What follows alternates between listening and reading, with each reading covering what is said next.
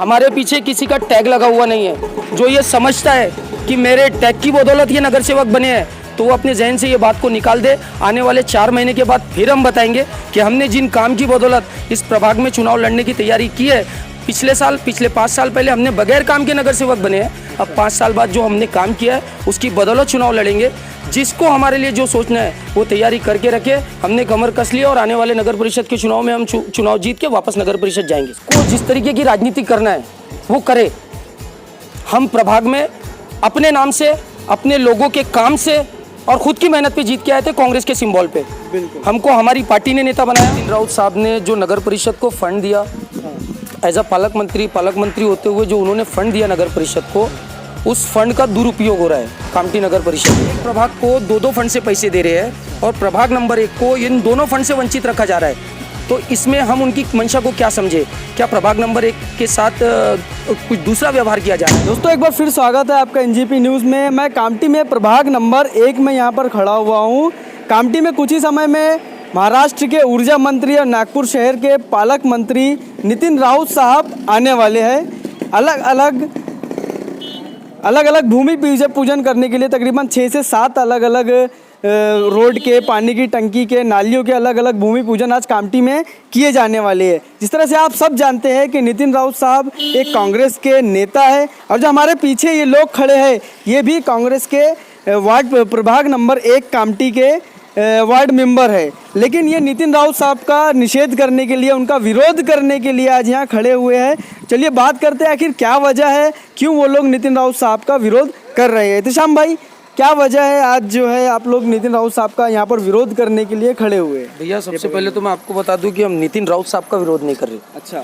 नितिन राउत साहब ने जो नगर परिषद को फंड दिया एज अ पालक मंत्री होते हुए जो उन्होंने फंड दिया नगर परिषद को, उस फंड का दुरुपयोग हो रहा है कामठी नगर परिषद में। उस दुरुपयोग के लिए कौन जिम्मेदार है? हम ये पालक मंत्री से आग्रह करेंगे कि वो इसका संज्ञान ले। किस तरह का दुरुपयोग? क्यों?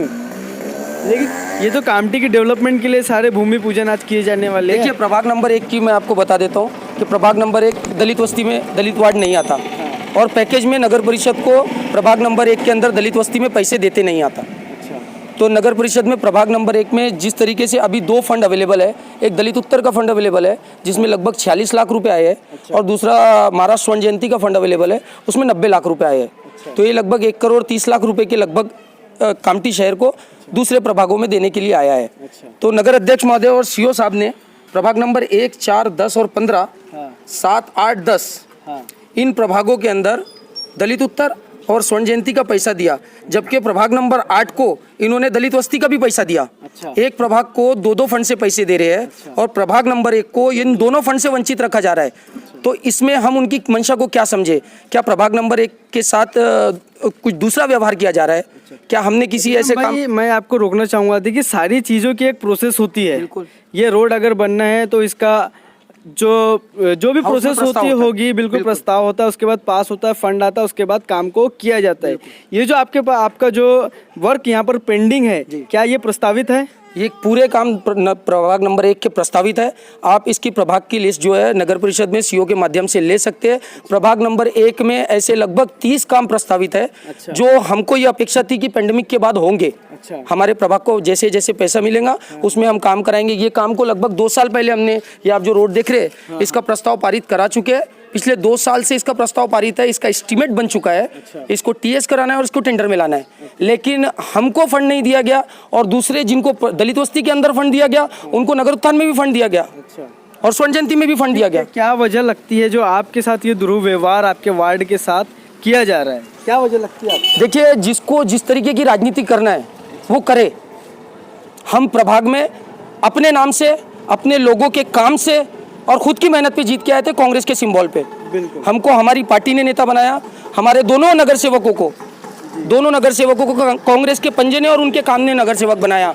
हमारे पीछे किसी का टैग लगा हुआ नहीं है। जो ये समझता है कि मेरे टैग की बदौलत ये नगर सेवक बने हैं तो वो अपने जहन से ये बात को निकाल दे। आने वाले 4 महीने के बाद फिर हम बताएंगे कि हमने जिन काम की बदौलत इस प्रभाग में चुनाव लड़ने की तैयारी की है। पिछले 5 साल पहले हमने बगैर काम के नगर सेवक बने हैं। अब 5 साल बाद जो हमने काम किया है उसकी बदौलत चुनाव लड़ेंगे। जिसको हमारे लिए जो सोचना है वो तैयारी करके रखे। हमने कमर कस लिया और आने वाले नगर परिषद के चुनाव में हम चुनाव जीत के वापस नगर परिषद जाएंगे। हमारे साथ आरिफ कुरैशी साहब भी है जो इस प्रभाग के मेंबर है, क्या कहना है उनका इस सब मामले में, पूछते हैं उनसे। मैंने हर बार नगर परिषद में प्रस्ताव के लिए हर बार लेटर पे लेटर देते गया, तो ये नगर परिषद के सीईओ साहब और इनसे जितने मुख्य अधिकारी हैं इनसे सबसे मैंने रिक्वेस्ट करा कि साहब मेरे वार्ड में चल के देखो, तो मेरे वार्ड का काम तो देखो, बहुत तकलीफ है। तो ये लोग बोलते थे पैसा नहीं है, फंडिंग नहीं है। चलो ठीक है, फंडिंग नहीं है। फिर मेरे को तो कहीं कुछ मैं थोड़ा बहुत बोलने लगा, तो फिर उन्होंने बोलने लगे भैया ठीक है चूरी डलवा दो। चूरी डलवाते वो एक बार डालते, फिर बाद में 5 साल वैसी चूरी से कोई मसला हल होने वाला नहीं है साहब। अपने को तो रोड बना के देना है और सड़कें और नाली है। जो नाली के अंदर में हमारे वार्ड के अंदर दे सकते हैं कि वार्ड की नाली कैसी सड़ी है, क्योंकि वार्ड के अंदर में काम ही नहीं हुआ हमारा, 1 रुपये का काम नहीं दिया। एक रोड बनी थी बस, ये रोड बनी थी। आप ये रोड देख सकते हैं, अभी मेरे सिर्फ मैं मेंबर बन के गया था, 1 साल बाद में रोड बनी है, उसकी हालत देख सकते हैं आपके रोड कैसी हो गई। यहाँ इंजीनियर को बोलो तो इंजीनियर भी ध्यान नहीं देता है वो, और सीईओ साहब को बोलो तो अभी तो सीईओ साहब तो आए तो नए छे, उनको तो कोई बोल नहीं सकते। इंजीनियर को बोलो तो इंजीनियर बोलता भैया देख लो ना, तुम कर लो ना। क्या करने का आपका अधिकार क्या है? आपको गवर्नमेंट से पैसा काय का मिलता है? आपको पैसा इसके लिए मिलता है कि आप अपने रोड चेक करो, उसके बाद में आगे वाले का फंड बिल वो निकालो, बिल जो भी निकालना। मैंने कोई नगर परिषद के न ठेकेदार को दवा में डाल के काम करवाया, ना इसको क्या बोलते हैं इंजीनियर को बोला कि क्या मेरे को 2% लगता है या 3% लगता है। मैंने 1 रुपए की अपेक्षा नहीं रखा। मैंने मेरे वार्ड के अंदर से बच्चा काम होना चाहिए। वार्ड की हालत देख सकते हैं आपके, कितनी अच्छी रोड बनी करके, आप खुद देख सकते हैं रोड कितनी बढ़िया रोड बनी है बाबा। ठीक है, ये रोड को तो जान दो, हमारे नाली के लिए बोला, और दूसरी हमारे अब वो एक भाजी मंडी हनुमान मंदिर है, नरसिंह मंदिर है, मैंने उनके लिए फंड आया। मैंने पीडब्ल्यूडी से बोला कि भैया ये रोड को, हमारी ये रोड है जो, इसके लिए भी मैंने पीडब्ल्यूडी को बोला डामरीकरण कर दो। नगर परिषद ने एनओसी दी है, पीडब्ल्यूडी वाले भी छोड़ के भाग गए, क्यों यहाँ इंसान लोग नहीं रहते। भाजी मंडी हनुमान मंदिर जो है वहाँ पे भी मैंने बोला भैया इसको डामरीकरण कर दो, तो उसमें भी हमारे को कुछ साथ नहीं दिए, इन्होंने वहाँ पे भी छोड़ के चले गए हमारे को। हमने करना चाहिए क्या चाहिए, हमारे को पीडब्ल्यूडी से भी मदद नहीं मिल पाई। तो कांग्रेस की सरकार महाराष्ट्र में है, नगर परिषद के अध्यक्ष साहब भी कांग्रेस के हैं, और ये जो मेंबर है ये भी कांग्रेस के। सारा कांग्रेसी गठ होने के बावजूद भी जो है इस तरह के काम ना होना, 2 साल से जो है पास आउट करके रखा हुआ है काम, उसके बाद भी यहाँ पर फंड नहीं देना, आखिर एक चिंता का विषय ज़रूर है। कुछ यहाँ पर रहने वाले लोग, कुछ बस्ती के लोग हमारे साथ हैं, उनका क्या सोचना है इस पूरे मामले को लेकर, बात करते हैं उनसे। बोलिए चाचा, ये छोड़ दो।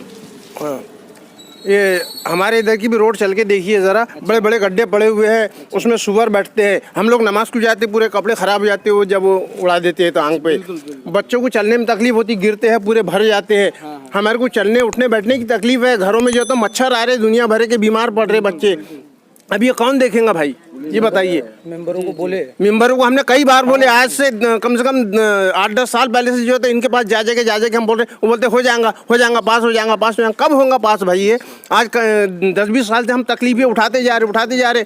यहाँ पे ना कोई टैक्स भर रहे हैं, सब कुछ कर रहे हैं हम, लेकिन हमारा जो तो कोई काम नहीं हो रहा। हमने कब तक ये तकलीफ उठाना? हमारे बच्चे जो है परेशान, स्कूल जाते हैं, गिर जाते हैं, कपड़े भर जाते हैं। हम लोग नमाज को जाते हैं, हमारे कपड़े भर जाते हैं। सुअर देखो तो इतने बेहिसाब हो गए जिसकी कोई इंतहा नहीं।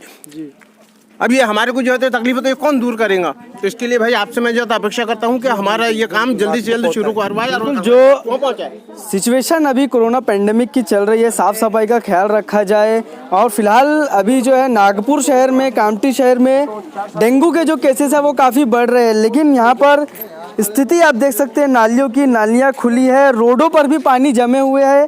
आखिर ये जो है मच्छर के, डेंगू के मच्छरों के जो पैदावार का जो एक ज़रिया होता है वो इसी तरह की नालियाँ जमा पानी होता है, लेकिन व्यवस्था ना होने के कारण जो है काफ़ी दिक्कतों का सामना यहाँ के रहवासियों को भी करना पड़ रहा है। एहतिशाम भाई, क्या किया जाए, क्या सोल्यूशन है, और क्या आप लोगों का अगला कदम होने वाला है? अगला कदम तो ये है भैया कि जब तक प्रभाग नंबर 1 नगर परिषद में है, जब तक इनको आए हुए फंड में से प्रभाग नंबर 1 को पैसे देना पड़ेगा। प्रभाग नंबर 1 में जो भी काम है उसको करना पड़ेगा। ये अगर ये सोचते हैं कि मुख्य नगर सेवक है तो ये अपने जहन में से ये बात को निकाल दे, और ये समझते हैं कि इनको नहीं समझता तो ये बात भी अपने जहन से निकाल दे। हम अभी अपना निवेदन जो है पालक मंत्री को देंगे, और आने वाले फंड पे अगर सीओ ने हमारे को, मुख्य अधिकारी बात कान खोल के सुन ले, अगर प्रभाग नंबर 1 में दलित वस्ती छोड़ के जो भी फंड आता है उसमें अगर पैसे नहीं दिए गए तो ये नगर सेवक रोड पे बैठेंगे अब, और इससे बड़ी तादाद में बैठेंगे। अगर प्रभाग नंबर 1 के नागरिकों का काम नहीं किया गया, उनकी समस्याओं का हल नहीं किया गया, तो प्रभाग नंबर 1 के किसी भी मकान से नगर परिषद को टैक्स नहीं मिलेगा। पानी की सुविधा ली जाएंगी, पानी का टैक्स नहीं मिलेगा, और प्रभाग नंबर 1 की सारी जनता रोड पर आपका विरोध करेंगी। मुख्य अधिकारी ये बात कान खोल के सुन ले।